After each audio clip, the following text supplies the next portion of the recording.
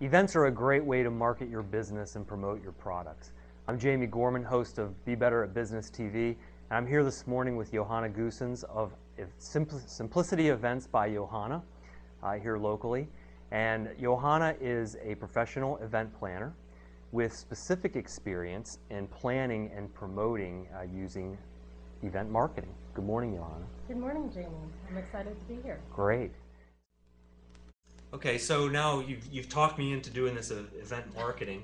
I got this great event coming up. So, what are what's like 3 or 4 just the top things that you really need to be thinking about when you're doing your event planning and promoting your event? Well, there are definitely tons of things to think about. Probably sort of the base building blocks, things to think about are, what is your budget? Okay. What do you have to spend on this event? Who's your audience? Who's your target audience that you want to get to and that you want to reach? Also, be organized and plan in advance. You don't want to be doing this on the fly and quickly. You want to feel like you have a thought out event. And then also use the resources that are there around you for advertising. Okay. We're very lucky right now, and this may not always be the case, but we have a lot of almost free resources to us right now to advertise. I mean, everyone's on Facebook. Business-wise, LinkedIn is a huge way to reach people on maybe a more professional level.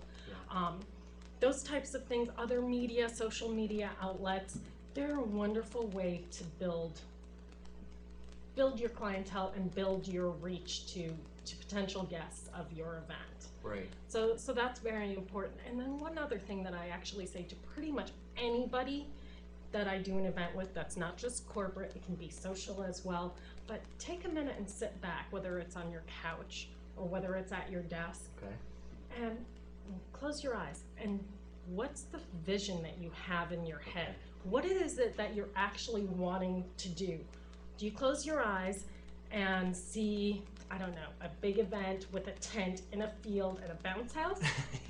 Do you see your business being showcased in its best way with the doors open and inviting people to come in? Are you at a venue and you're hosting some kind of a dinner? What is it that you see?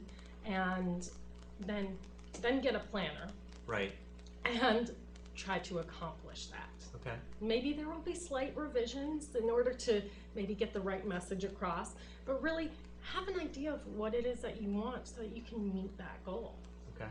And you brought up the timing and kind of plan ahead. I mean, how much time, I'm somebody that sometimes thinks, oh, I should do this in 3 or 4 weeks, right? And sometimes that doesn't go so well. What's a good time frame based on, I guess, size or location, what you're trying to do? How do you kind of judge, realistically, okay, I want to do this event, but I'm not going to get that done in a month. I need this many months. What do you do for people in that? Well, you're right. It depends on every event. Everything's a little bit different, but considering how people think today, I would say whatever time you think you need, double or triple. Okay.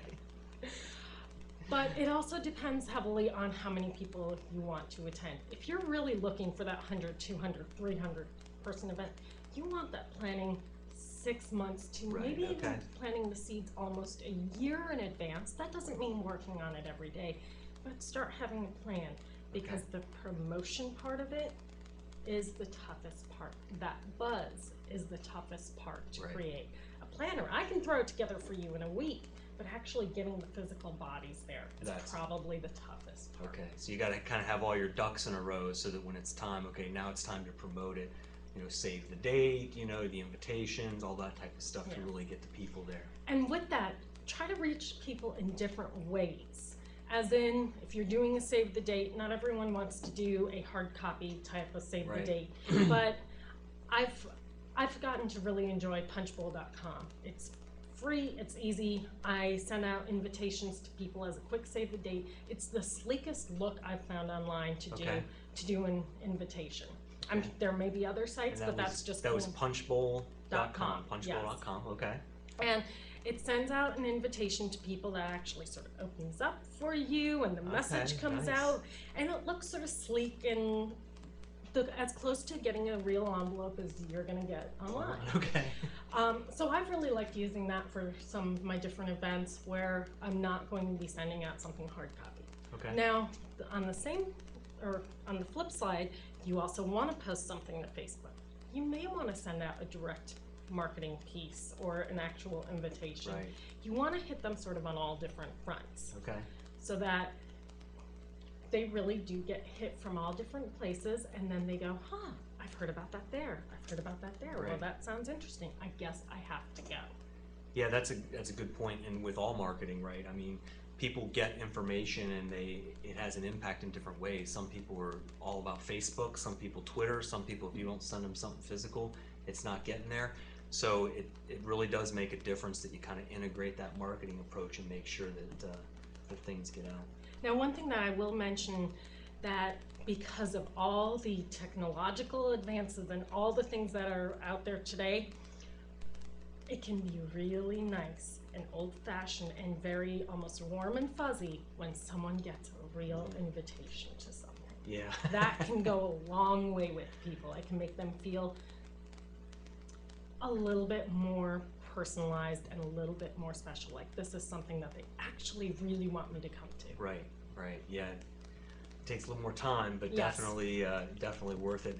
And even if you have an event maybe where you have, hey, here's kind of these special guests that I really want to come. These are even some of the draw, people that maybe have big names or that are going to help you draw people in. Maybe those are a special type of event or a special type of invitation. And then, for more of a mass distribution, using something a little bit different. Absolutely, and actually drawing on that a little bit, if you do have particular people that you really want to have there, yes, make a special effort to Right. have them come, whether it's that hard copy invitation or some other way. But also, when you're trying to get people to come to your event, find some key people that know people. Right. That are on your side, that Yeah. will help you spread that word. And also people that are maybe in a little bit of a different field than you, so they touch different people than you would.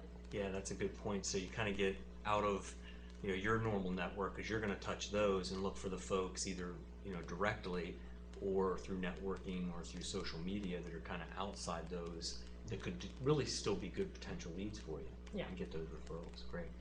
You mentioned location. How do you kind of help people figure out the location, and not just the physical location of where it's located, but you probably get a lot of angst when people are having outside events with weather and stuff. How do you kind of approach that geographically? And then, should I do it inside, outside? How big a place do I need? That type of a thing. Absolutely, location, location, location. And that's not necessarily always applied to events, but it does apply in this case as well. You do want to find something that fits the needs of your event. Okay. Whether it's, you're not going to put 5 people in a room that can hold 200. Right. That lacks any intimacy, lacks any of the energy that you could be getting out of that group, gets dissipated in that space. So if that's the case, you want some place small, you want a little lounge, you want somewhere where you can sit and chat. So clearly, I mean, that's a pretty obvious example, Okay. but it does definitely make a difference. So that you want to pair your event with the right location. When it comes to the indoor-outdoor thing, part of what I will say to that is outdoor events can be wonderful. I love them. You have to have a plan B, and with a plan B often comes some financial constraints. Right. Because with a plan B, that probably means that you're maybe considering a secondary location that perhaps you're having to pay for as well.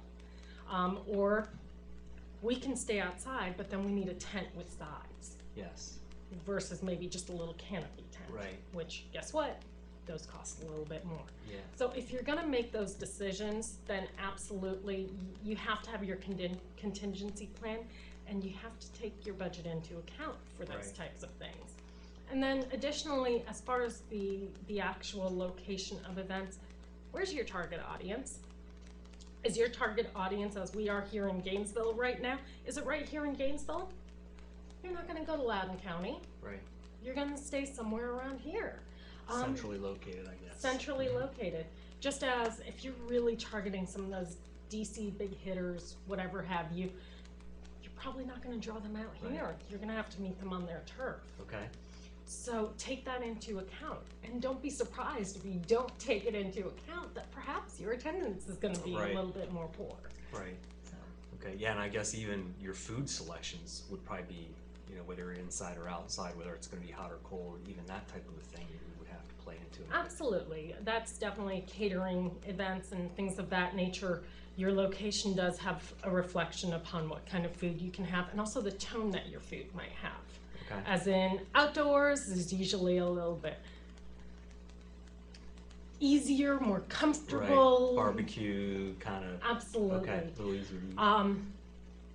Indoor events can have, of course, a range, but then you're not going to have plated meals in a room where everyone doesn't have seating. Right. Right.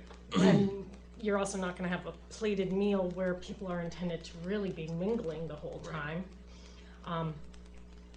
You're also probably, just a thought, if you have a crowd that's significantly older, you're probably not going to have a 4-hour event where there's no seating at it. Right. So you've got to take that into account as well. So there are a lot of different factors, and one thing sort of plays off the other. Good. Good. We're about out of time. But what I would like to do is just give you an opportunity to say, is there anything else we need to know about Simplicity Events by Johanna? Well, I am a local business here. I love being in Northern Virginia. I moved here about 4 years ago, and I think that this area is so rich in so many diverse ways of having events and coming together with people. Simplicity Events actually works with both social clients. So yes, I do handle people that are having their weddings and things along those lines, but I love working with companies and letting them have those moments where they get to really feel proud of their business and share it with other people and enjoy those moments and those chances to really increase and build their business. Right. Great. Well, thank you. Thank you for being here. And thank you all for attending or for watching us here on Be Better at Business TV. I'm Jamie Gorman, the host, and also with Sigma Business Management. Thank you for joining Be Better at Business TV.